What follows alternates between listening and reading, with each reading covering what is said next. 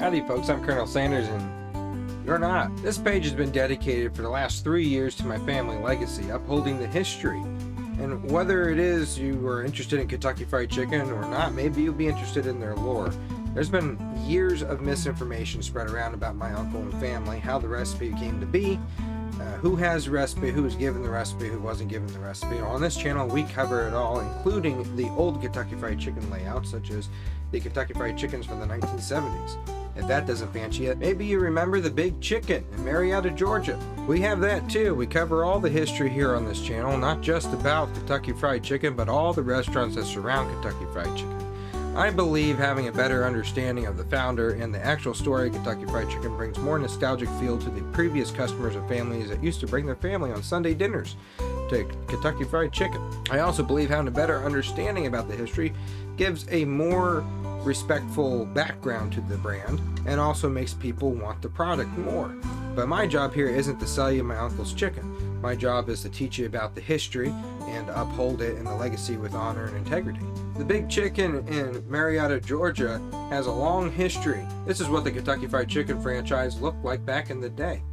It doesn't look too much different now. The eyes now move around. This might be what folks are used to seeing today with the Big Chicken. And you see what the difference is over the last 50 odd years. There's a lot of history with Kentucky Fried Chicken. And again, I believe that having a better understanding of that history brings more of appreciation for the brand. I can't tell you how many folks I've talked to on the internet that had nothing to do with Kentucky Fried Chicken for years, and then they decided after watching my videos they'll give it another try, and they'll even bring their families by them just to give them a try again and get back to that nostalgic feel.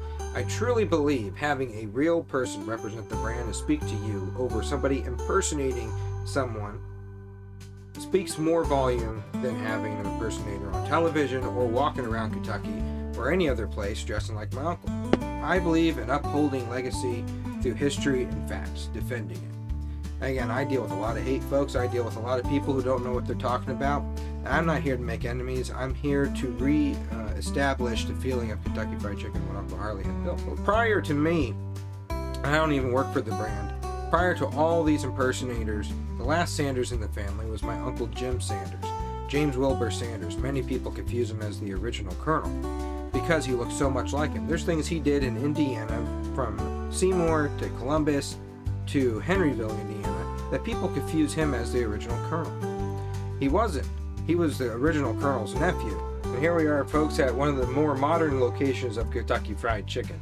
Now, I don't believe that this icon looks 100% like Uncle Harley, but it does represent him. You go to different locations, you'll find different quality everywhere. But at Kentucky Fried Chicken, when my uncle ran the place, and you'll learn about this on my page on YouTube and on Instagram, across all my platforms you'll learn about this. When Uncle Harley was alive, there were franchisees that tried to cut corners. He's not around anymore to prevent that from happening. So it's up to new managers in the newer generation to maintain that quality. And of course, we're not going to get it 100%, but there are some locations that do come close to it, such as the Sanders Cafe. And I've been to many locations across Kentucky now, from Madisonville to Central City to Corbin, Kentucky, and I have no complaints about those locations. Yeah, folks, on this channel we also have a lot of misinformation that people are spreading, including some families such as my step-cousin Joe Leddington. You don't need to believe him on the things that he posted, because I have proved on this page from time and time again that he has lied about every single thing that he has posted or said to the Chicago Tribune. Things that are said from people like him are part of how misinformation spreads. It's hard to get the truth to go when there's so much misinformation that's already out there. Some folks think that I'm carrying my uncle's legacy, and other folks think that I am chasing coattails. And I'm not doing the coattail chasing. There are folks out there who actually are chasing my family's coattails, and I thought it was finally time for a member of the family to step up and represent this family history accurately. There's nobody else on the internet, folks, doing what I'm doing, upholding the history. You will not find another page online about Kentucky Fried Chicken's history and more accurate than my page. You'll find many people trying to, but nobody's doing what we're doing here on this page. And I believe as long as I have health and ability, well, I'm going to use it.